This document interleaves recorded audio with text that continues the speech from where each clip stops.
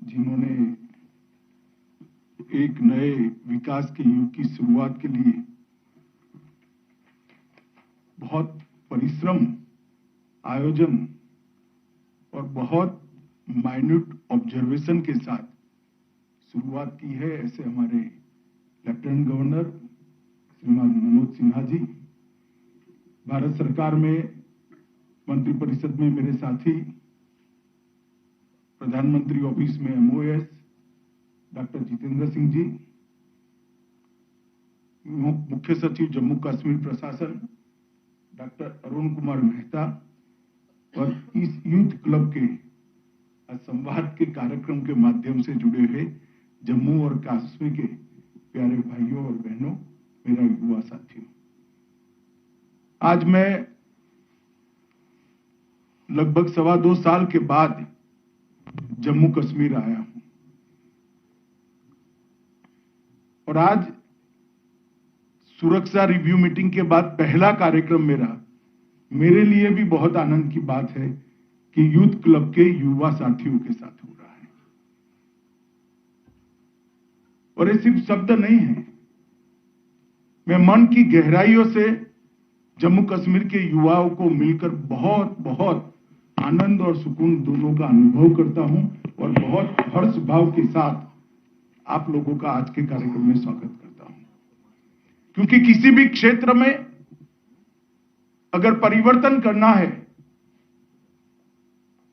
कोई भी चीज बदलनी है, तो परिवर्तन का वाहक केवल और केवल युवा हो सकता है। कोई भी परिवर्तन युवाओं के इन्वॉल्वमेंट के बगैर, युवाओं की सहभागिता के बगैर संभव ही नहीं है। और हमारे देश के अंदर, पूरे भारत में सभी लोग जानते हैं, देश और दुनिया के सभी लोग जानते हैं कि कश्मीर के अंदर हमने एक नए कश्मीर की रचना की शुरुआत की है मोदी जी के नेतृत्व में। आज मैं देख रहा था, बैठे बैठे सोच रहा था, बातचीत भी कर रहा था, 8 से 9 युवा क्लब के अलग अलग सभी जाति के, सभी धर्म के युवाओं के साथ, भाइयों के साथ, बहनों के साथ, युवा साथियों के साथ बात हुई।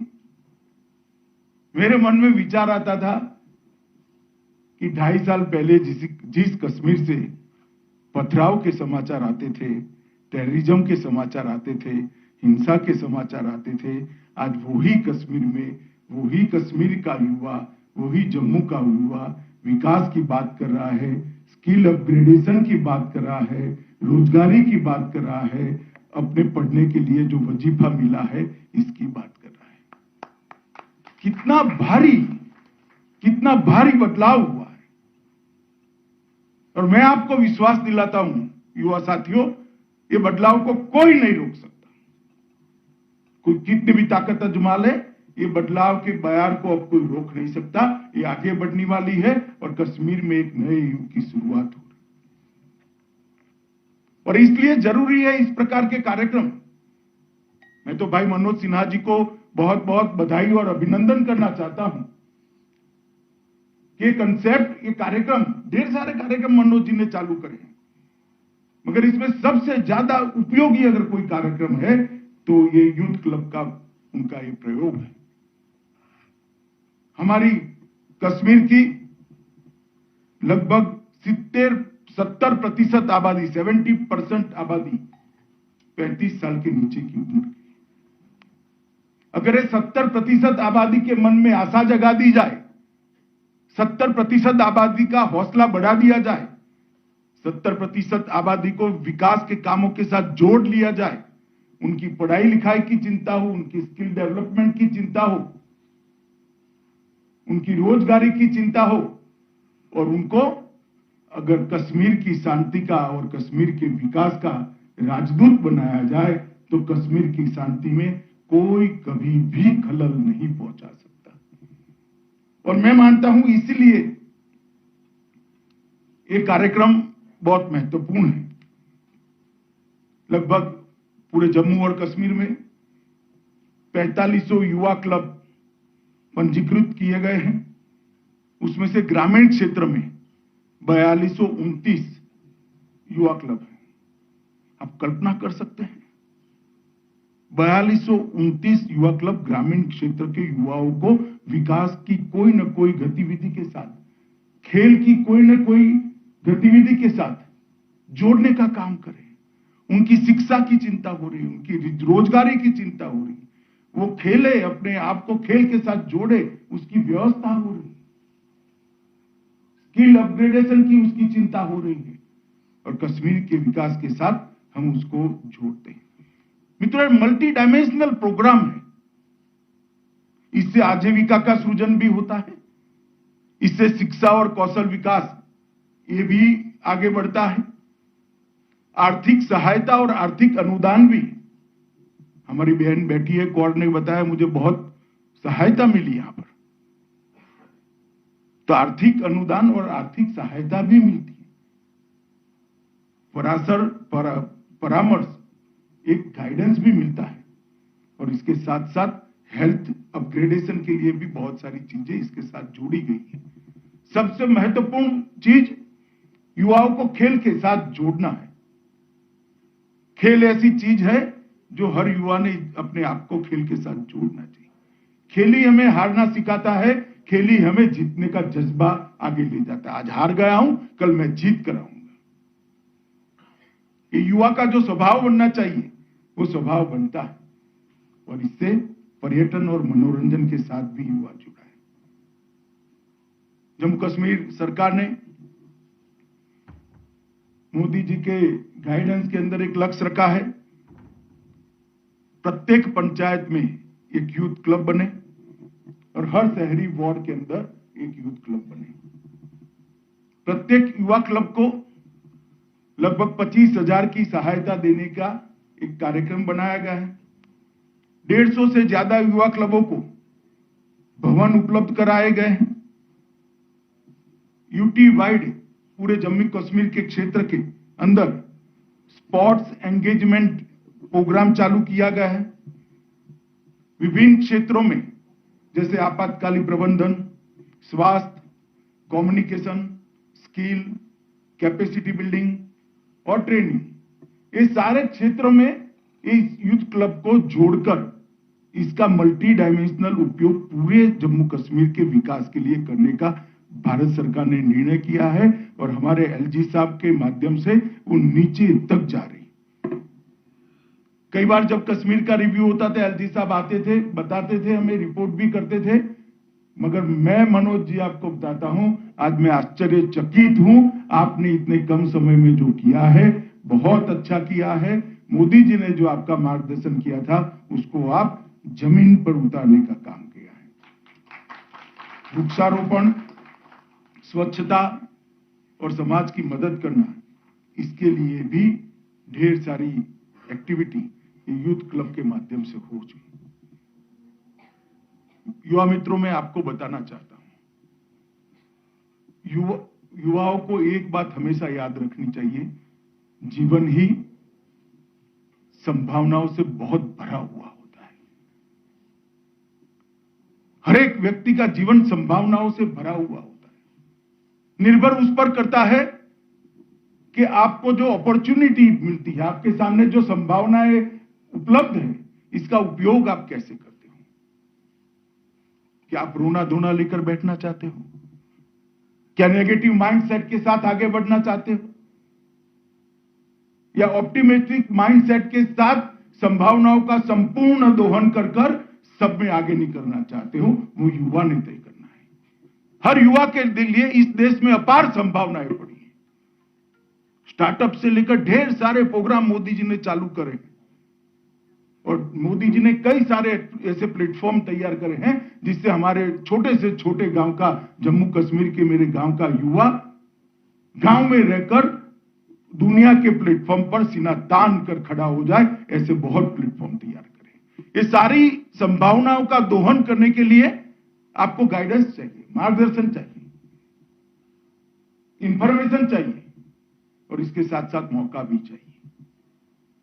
ये यूथ क्लब ये तीनों चीजों को आपको उपलब्ध कराएगा।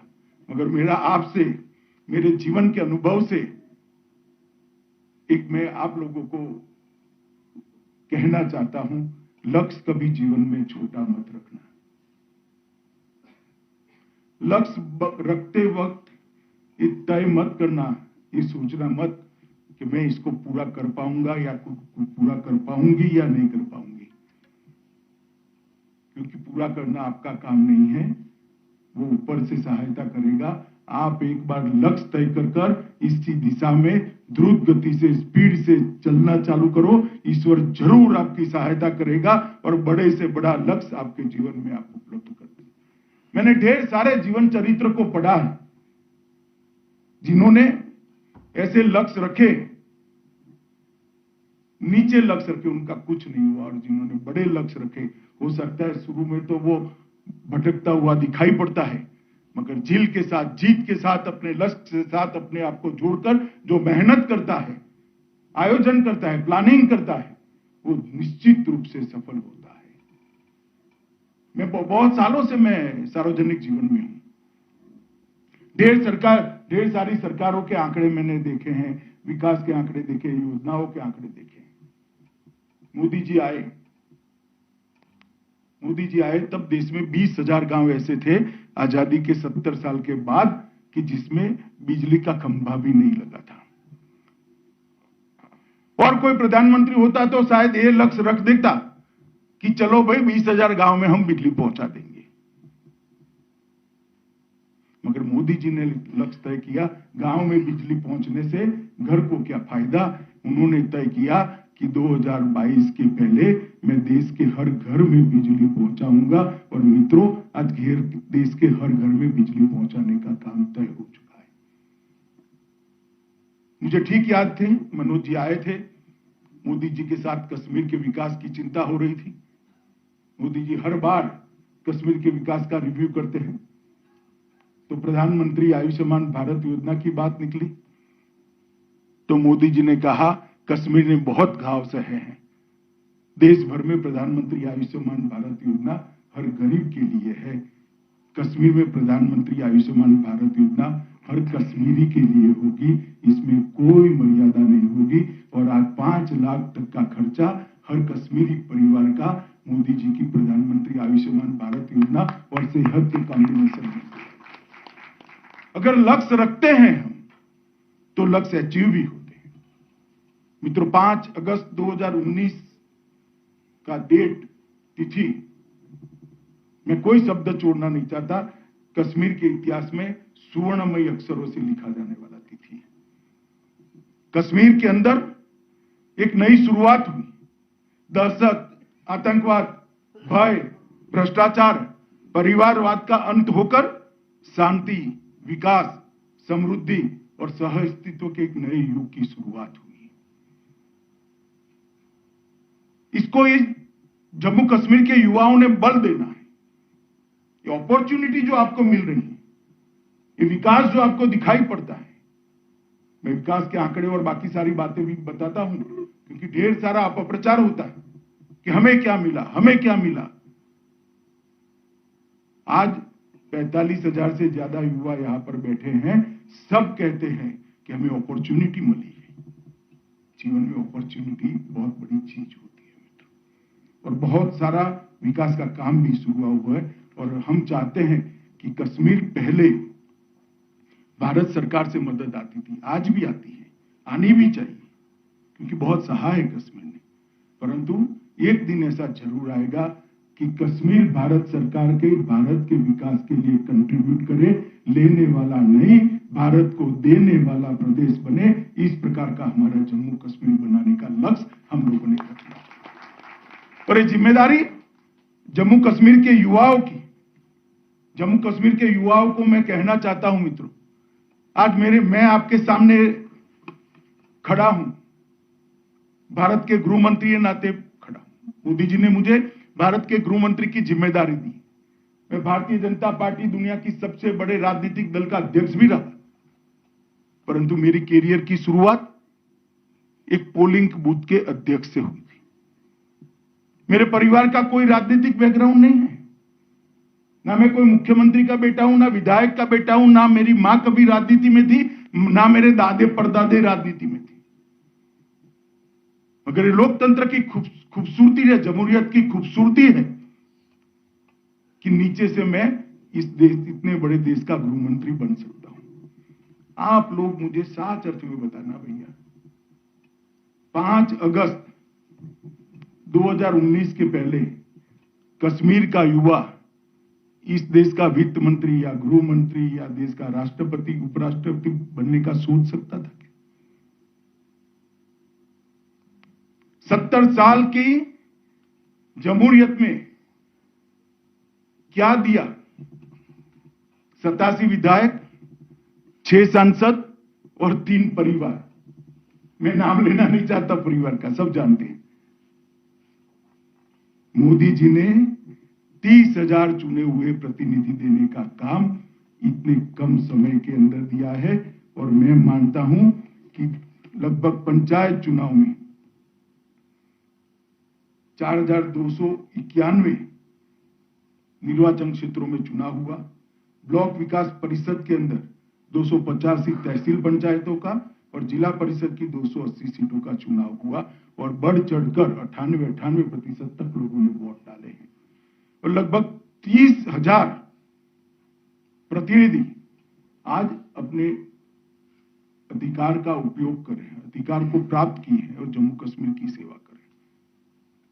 जो लोग चिल्ला रहे हैं वो इसलिए चिल्ला रहे हैं कि जमहूरियत, लोकतंत्र 3 परिवारों की गिरफ्त से निकल एक गरीब के घर में गई है। हर पंचायत में एक वार्ड का सदस्य आया है, तहसील पंचायत में उसका एक तहसील पंचायत का सदस्य आया है, ब्लॉक का सदस्य आया है, हर जिला पंचायत में जिला पंचायत का सदस्य आया है। लोकतंत्र को घास रूट लेवल पर परकोलेट करने का काम नरेंद्र मोदी जी ने किया है और जम्मू कश्मीर में साच अर्थ में इतने सालों के बाद लोकतंत्र की शुरुआत करी। देश भर में त्रिस्तरीय पंचायत की शुरुआत सालों पहले हो गई थी, मगर जम्मू कश्मीर में नहीं हुई थी। और मैं मानता हूं कि बहुत बड़ी अपॉर्चुनिटी अगर किसी को मिली है तो सबसे बड़ी अपॉर्चुनिटी हमारे युवाओं को मिली है। मुझे बताओ भला, गांव में पंच सरपंच कौन बनेगा? 5 साल के बाद आप ही बनोगे। पंच सरपंच बनोगे तो जिला पंचायत के सदस्य भी बन सकते हो, जिला पंचायत के सदस्य बन सकते हो तो फिर विधायक भी बन सकते हो, और विधायक बनते हो तो जम्मू कश्मीर के मुख्यमंत्री भी बन सकते हो और देश की संसद में भी जा सकते हो। ये अपॉर्चुनिटी पहले कुछ परिवारों तक सीमित थी। नरेंद्र मोदी जी ने एक नई शुरुआत करी है और इसको बहुत आगे बढ़ाने का काम नरेंद्र मोदी जी ने किया है। मैं मानता हूं युवाओं ने इस प्रक्रिया को जुटना चाहिए और ढेर सारे जो लोकतंत्र के फायदे हैं उसको लोगों तक पहुंचाने की शुरुआत करना चाहिए। भ्रष्टाचार के अंदर भी कमी हुई है। मैं आपको विश्वास के साथ कह सकता हूं, लगभग कश्मीर के हर घर में गैस पहुंचा है। किसी को 25 पैसा नहीं देना पड़ा होगा गैस की बोतल के लिए। यहां बैठे हैं जिनको सब्सिडी मिली है, वजीफे मिले हैं, जिनको लोन मिला है, जो खेलों के साथ जुड़े हैं, ऑनलाइन जुड़ सकते हो आप। कोई भ्रष्टाचार नहीं हुआ है, पारदर्शी तरीके से भर्ती हुई है।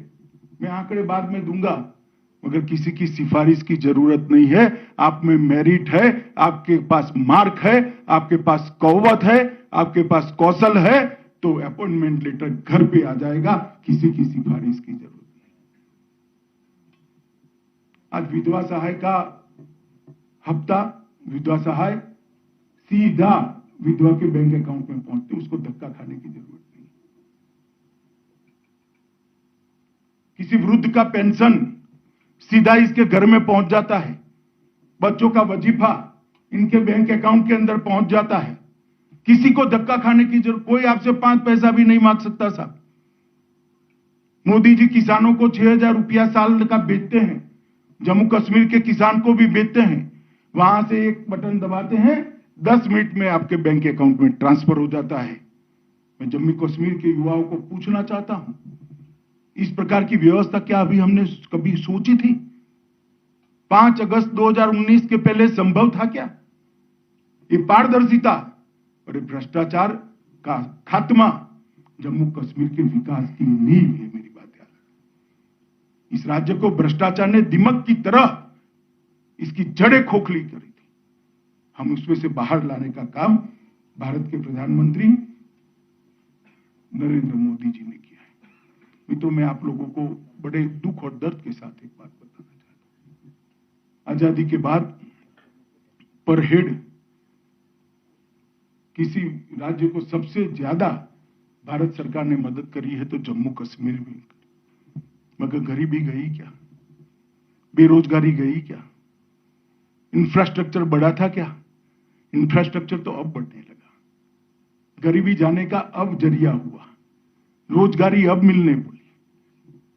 पढ़ाई लिखाई के लिए यहां से पाकिस्तान जाते थे। मनोज जी, कितनी मेडिकल कॉलेज बना दी?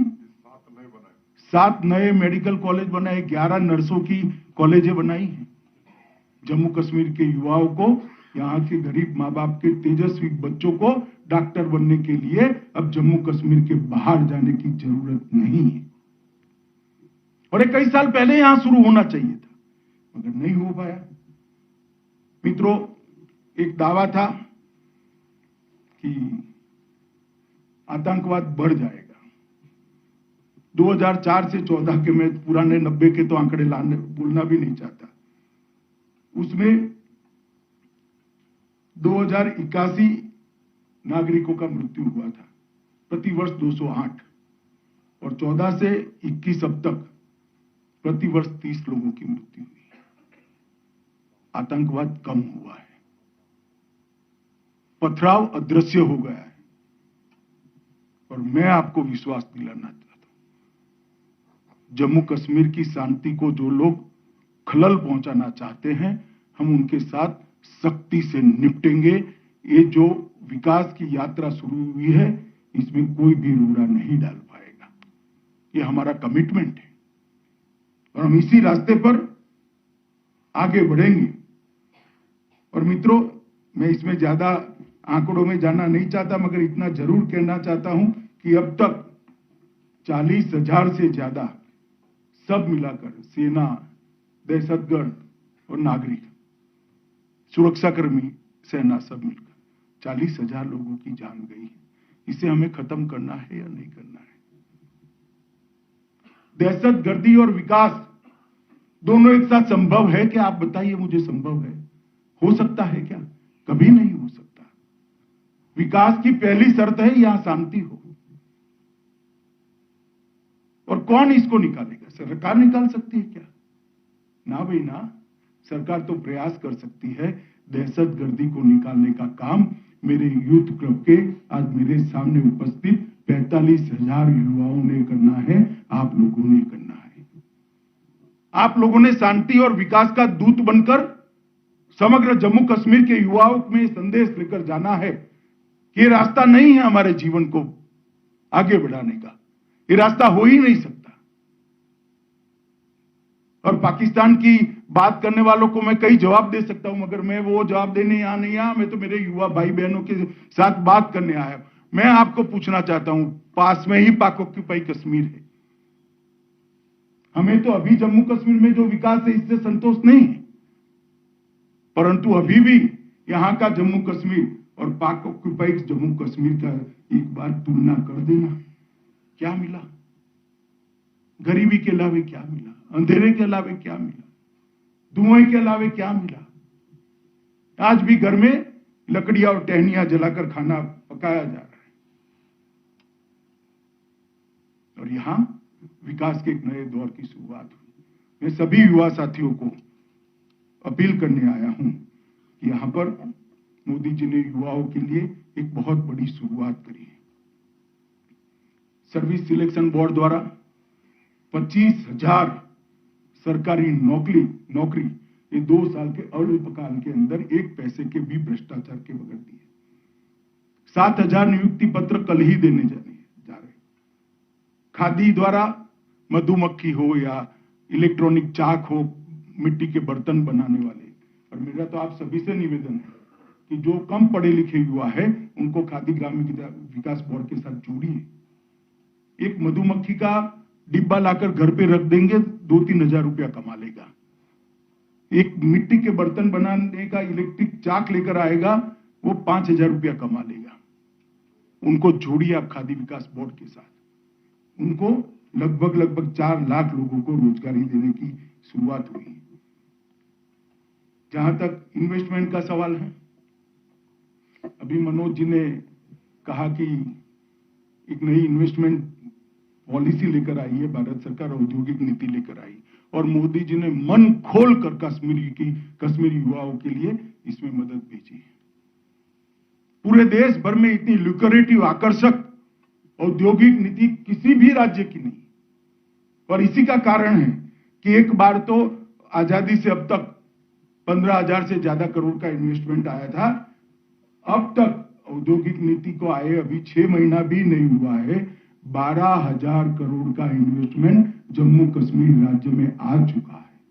घाटी में 5,000 और 7,000 जम्मू में, 12,000 करोड़ का, एक और 70 साल का और एक और 6 महीने का। मुझे पूरा भरोसा है कि देखते देखते हम 2022 के पहले 50,000 करोड़ का इन्वेस्टमेंट क्रॉस कर जाएंगे। फिर भैया तेरी जो टेम्पो है, 3 टेम्पो भी ले लोगे तो सारे हफ्ते तेरे बढ़ जाएंगे, कोई दिक्कत नहीं आएगी। क्योंकि इन्वेस्टमेंट आता है, उद्योग आता है तो उसके साथ रोजगारी आती है, इन्वेस्टमेंट आता है इसके साथ टैक्स आता है, टैक्स आता है तो राज्य सरकार विकास करती है, गांव का विकास करती है, शहर का विकास करती है, रोड बनाती है, रास्ते बनाती है, बिजली पहुंचाती है, कृषि के अंदर हमारे खेतीबाड़ी करने वाले भाइयों की मदद करती है, सेब की नई नई नस्लें आएगी, उसके बिकने की व्यवस्थाएं होगी। केसर को अब टैग करने के बाद केसर के दाम कितने बढ़ गए, परंतु ये सब करने के लिए बहुत जरूरी है कि इन्वेस्टमेंट आए। वो इन्वेस्टमेंट आने की शुरुआत भी हो गई है। 9 मेडिकल कॉलेज और 15 नर्सिंग कॉलेज बनाने की योजना है, जिसमें से 7 का काम शुरू हो चुका है। 70 साल तक हम पर जो आरोप लगाते हैं ये 3 परिवार वाले, मैं उनको हिसाब किताब पूछने आया। 70 साल तक मेडिकल की 1947 से 2014 तक 500 सीट थी। जरा हॉल वाले एक साथ बोले कितनी सीटें थी भाई, जोर से बोलो जरा, कितनी? आज 1150 एमबीबीएस की सीटें 500 की जगह हो चुकी है और 1100 होने वाली है। आप कल्पना कर सकते हैं 2000 बच्चे 1 साल के डॉक्टर बनकर बाहर निकलेंगे। 14 डेंटल की सीटें निकलवा पीजी की और 600 पैरामेडिकल सीटें निकलेंगी। इसके साथ आईआईटी आपके लिए यहां है, किसी को अब दिल्ली जाने की जरूरत नहीं है। एनआईटी यहां आ चुका है, आईआईएम यहां आ चुका है, निफ्ट यहां आ चुका है, आईआईएमसी यहां आ चुका है, कैंसर इंस्टीट्यूट यहां आ चुके हैं, पॉलिटेक्निक कॉलेज आ चुकी है। मुझे बताइए 70 साल क्यों नहीं हुआ? क्यों नहीं हुआ? क्योंकि उनको विकास नहीं करना था, भावनाओं को भटकाकर सियासत कर अपना राजनीतिक खेल खेलना था, अपने परिवार के अंदर सत्ता को बांध कर रखना था। जमहूरियत इसके लिए नहीं होती।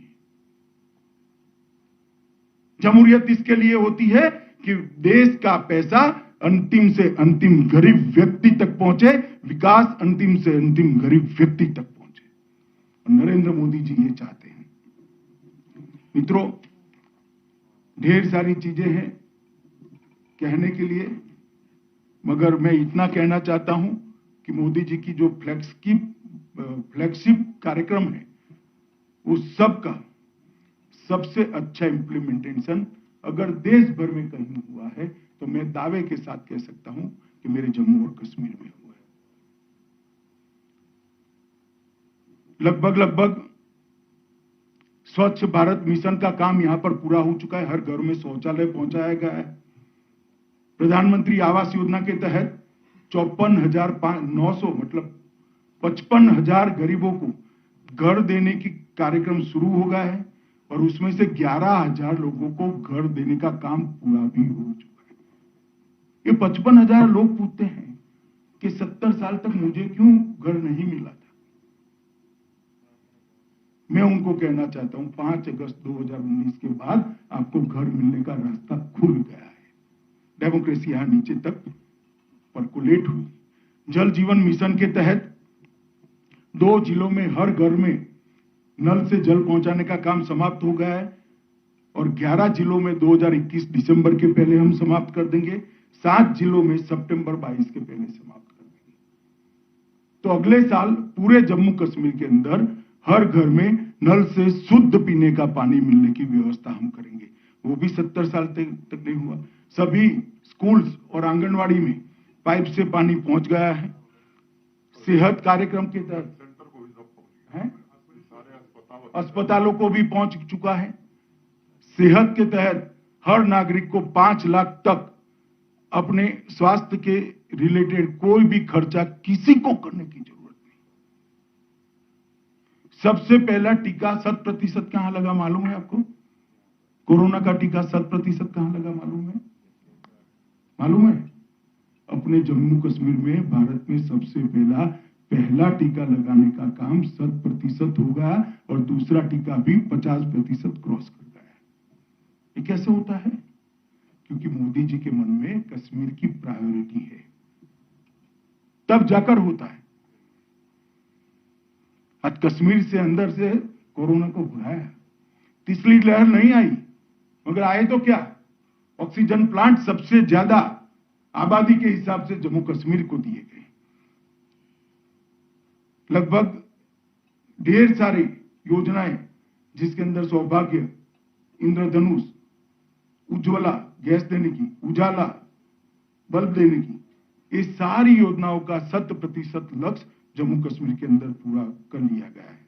विद्यार्थियों की 5 छात्रवृत्ति योजनाओं में 100% छात्रवृत्ति देने का काम समाप्त हो गया है। लगभग 5.5 लाख विद्यार्थियों को वजीफा मिल रहा है। 5.5 लाख, और कोई भी चोलिया नहीं, सीधा आपके बैंक अकाउंट के अंदर।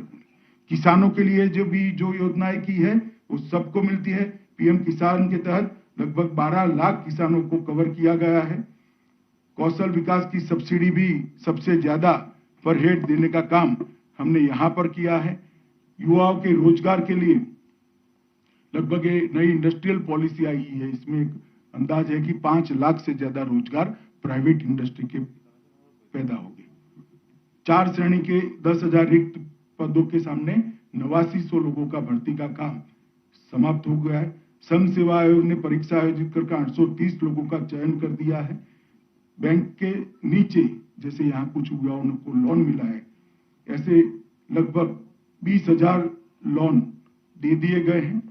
4500 यूथ क्लब जो आज के कार्यक्रम में मेरे सामने, ढेर सारे ऐसे कार्यक्रम। बॉम्बे स्टॉक एक्सचेंज को भी एक्टिव कर 5,000 युवाओं को 360 डिग्री फाइनेंशियल सेवाओं का प्रशिक्षण देकर उनको नौकरी मिले, इस प्रकार की व्यवस्था। ढेर सारा काम कर रहे हैं। पहाड़ी लोगों को लिए रिजर्वेशन किया। अंतरराष्ट्रीय सीमा आईबी के पास के गांवों के लिए भी रिजर्वेशन करा। आर्थिक रूप से कमजोर वर्ग के लिए रिजर्वेशन किया। अब ट्राइबल जातियां भी घोषित हो जाएगी, अनुसूचित जातियां भी घोषित हो जाएगी। मेरे पहाड़ पर रहने वाले और गुर्जर भाइयों को भी रिजर्वेशन का फायदा मिलने वाला है। विधवा महिलाएं, असहाय महिलाएं, वृद्ध और विकलांग का वजीफा हर महीने टाइम टू टाइम वहां पहुंचा दिया जाता है। इसके साथ साथ मैंने जो कहा पहले ही, इन्वेस्टमेंट बहुत आने लगा है। लगभग पर्यटन के लिए भी पर्यटकों की संख्या में ढेर सारी बढ़ोतरी। 2020 में भी ज्यादा आए थे आगे से, मगर 2020 में ज्यादा आकर कितने आए थे मैं आंकड़ा बताना चाहता हूं, 36,400 पर्यटक। और 2021 के मार्च में वो पर्यटक 3 गुना बढ़कर 1,13,000 पर्यटक आए हैं। जो युवा ने टैक्सी लिए ना और जो होम स्टे की योजना में लगे, उनको मालूम पड़े कि 3 गुना काम हमने किया है। सिंचाई और कृषि के लिए भी ढेर सारा काम किया गया है। रोड कनेक्टिविटी के लिए भी ढेर सारा काम किया गया है। मैं कल एक सार्वजनिक कार्यक्रम में बताने वाला हूं। योजनाओं का तो, इंफ्रास्ट्रक्चर का तो अंबार लगा है। जल विद्युत के प्रोजेक्ट हो या रोड हो, ढेर सारे प्रोग्राम शुरू किए हैं। मित्रों, लगभग प्रधानमंत्री विकास पैकेज की 55,000 करोड़ की योजनाएं शुरू हो चुकी है। 2-2.5 साल राज में रहे, 3 परिवारों ने राज किया है, 40,000 लोग क्यों मारे गए? क्या जवाब है आपके पास? और उस वक्त जिस प्रकार से भावनाएं भड़काने का एक कार्यक्रम बना था, षड्यंत्र था, कुछ विदेशी ताकतें भी वो षड्यंत्र में जुड़ी थी। अगर हम कर्फ्यू न करते तो न जाने कितने बूढ़े बाप अपने युवा बेटों का जनाजा कंधे पर लेकर जहाजे निकालते होते। कौन बचा है कर्फ्यू डालने से? कोई मुझे बताएगा कौन बचा है? कश्मीर का युवा बचा है। इंटरनेट बंद किया, कश्मीर का युवा बचा है। आज परिस्थिति सामान्य है, सब खोल दिया, सब रोजगार प्राप्त कर रहे हैं, पढ़ रहे हैं, आगे बढ़ रहे हैं, इंडस्ट्री आ रही है, टूरिज्म आ रहा है, कोई कर्फ्यू नहीं है। मगर उस वक्त उकसाकर, दबाव बनाकर, बदनाम कर कर्फ्यू उठवाना उनका लक्ष्य था। कर्फ्यू उठेगा, दहशतगर्दी बढ़ेगी, लोगों का संघर्ष होगा पुलिस के साथ और लोग मारे जाएंगे और हमारी राजनीतिक रोटियां हम सेकते रहेंगे। फिर भी अगर किसी को इससे तकलीफ होती है तो मैं आप सबको कहना चाहता हूं कि लंबे भले के लिए थोड़े समय की तकलीफ आपको दी गई है। जैसे मलेरिया होता है और क्विनाइन की कड़वी दवा डॉक्टर हमें देता है ना, इस प्रकार की ये तकलीफ थी। इससे आपके बच्चे ही सुरक्षित हुए, मेरे कश्मीर के युवा, मेरे भाई बहन ही सुरक्षित हुए। किसी को क्या फायदा है? मोदी जी को क्या फायदा है? मैं तो नजदीक से, मेरा मंत्रालय है, देखता हूं। मनोज जी यहां बैठे, पूछिए, कभी जाकर मिलिए, सबको मिलते हैं मनोज जी। हर रोज मोदी जी कश्मीर की चिंता करते हैं। मित्रों, मैं इतना स्पष्ट कर देना चाहता हूं, जो लोग कहते हैं कि मुख्य धारा में लाइए, मुख्य धारा में लाइए, मैं सबको कहता हूं कि कश्मीर ही हमारी मेन लैंड है। कश्मीर भारत का पहले मुकुटमणि बताते थे, मैं बताता हूं कश्मीर भारत का दिल है। हर भारतवासी चाहता है कि मेरे कश्मीर राज्य के अंदर भी खुशहाली आए, अमन आए, चैन आए, विकास आए। और ये अभियान को लेकर मोदी जी निकले, हमें अभियान को आगे बढ़ाना है। और इसीलिए मैं युवा साथियों के साथ बातचीत कर रहा हूं कि युवाओं के अलावे परिवर्तन कोई नहीं कर सकता। अगर समाज की सोच का परिवर्तन करना है तो युवाओं ने ही शुरुआत करनी पड़ेगी, हिम्मत आपने करनी पड़ेगी। 25-50 साल इस कश्मीर में किसको जीना है? मेरे और मनोज जी का तो आयु हो गया भाई, आपको जीना है। कश्मीर के भविष्य को संवारने की जिम्मेदारी आपकी है। सब एकजुट हो जाइए, बहकावे में हम नहीं आएंगे, लोकतंत्र को क्षति नहीं पहुंचाएंगे। चुनाव कराने ही कराने हैं। डिलिमिटेशन रोकना, क्यों रोकना? क्योंकि हमारी राजनीति का नुकसान होता है। भाई अब कश्मीर में ऐसा कुछ रुकने वाला नहीं है। कश्मीर के युवाओं को मौका मिले, इसलिए अच्छा डिलिमिटेशन भी होगा, डिलिमिटेशन के बाद चुनाव भी होगा और फिर से स्टेटहुड का स्टेटस भी वापिस आने वाला। मैंने देश की पार्लियामेंट में कहा है और यही रोड मैप है। और मैं तो कश्मीर के युवाओं से दोस्ती करने आया हूं। मित्रों, आप मोदी जी के साथ जुड़िए, भारत सरकार के साथ जुड़िए और कश्मीर को आगे ले जाने की जो यात्रा शुरू हुई है उसके सहयात्री बनिए। ढेर सारी संभावनाएं कश्मीर के युवाओं के लिए पड़ी हुई। मोदी जी, कश्मीर को कुदरती सौंदर्य की दृष्टि से तो ईश्वर ने आपको स्वर्ग बनाया ही है, मगर मोदी जी यहां शांति, समृद्धि और विकास को भी देखना चाहते हैं। इसके लिए कश्मीर के युवाओं से सहायता मांगने के लिए मैं आया हूं। मित्रों, आज प्रशासन ने दोस्ती का हाथ बढ़ाया है, यूथ क्लब बनाया है, आपको जीवन में प्लेटफॉर्म दिया है, मौका दिया है। आइए, आप आगे बढ़िए और इस मौके को उठाइए। यहां पर लोकतंत्र को मजबूत करिए, गुमराह करने वाली ताकतों को युवा जवाब दे।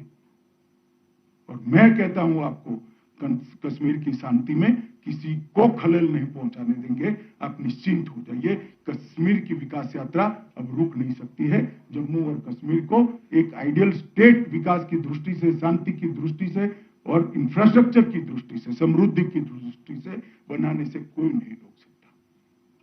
साथ अर्थ में आज आप सब लोगों से बातचीत कर और विशेषकर पहले जो ग्रामीण क्षेत्र के युवाओं से, पुलवामा से लेकर सोफिया से लेकर उधमपुर तक सारे ग्रामीण युवाओं से बात हुई, मन को बहुत सुकून मिला है कि कश्मीर का युवा आज सही रास्ते पर चढ़ चुका है और कश्मीर की विकास की यात्रा पे सहभागी हुआ है। मेरी आप सभी को अनंत अनंत शुभकामनाएं हैं। आपके जीवन में आप बहुत आगे बढ़िए, इस मौके का फायदा उठाकर, इस यूथ क्लब का जरिए का अपनाकर और कश्मीर, जम्मू कश्मीर प्रशासन का साथ देकर। बहुत बहुत धन्यवाद। भारत माता की जय।